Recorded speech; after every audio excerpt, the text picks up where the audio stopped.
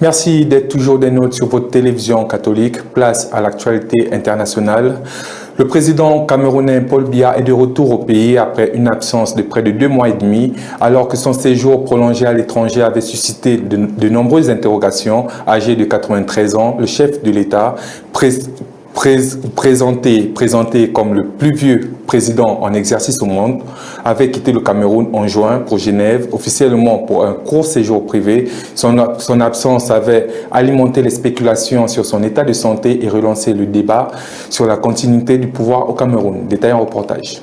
Le chef de l'État camerounais avait quitté le pays en juin à destination de Genève, en Suisse. Son entourage avait alors évoqué un court séjour privé, mais la durée inhabituelle de son absence avait rapidement suscité des interrogations dans le pays. Des médias avaient notamment évoqué la question de la continuité du gouvernement et de l'exercice des pouvoirs présidentiels en son absence. Les rumeurs concernant l'état de santé du président camerounais s'étaient également multipliées. Face à cette situation, un député de l'opposition avait saisi le Conseil constitutionnel afin qu'il examine la question d'une éventuelle vacance du pouvoir présidentiel. Malgré son absence physique du pays, Paul Biya avait continué à exercer certaines de ses prérogatives. Plusieurs décrets présidentiels avaient été signés en son nom et les comptes officiels du président sur les réseaux sociaux continuaient de publier des messages. Le retour du président met ainsi fin à plusieurs semaines d'incertitude autour de sa présence au Cameroun. Mais les interrogations sur la succession et la continuité institutionnelle pourraient se poursuivre. À 93 ans, Paul Biya reste à la tête du Cameroun et figure parmi les dirigeants les plus anciens au pouvoir dans le monde.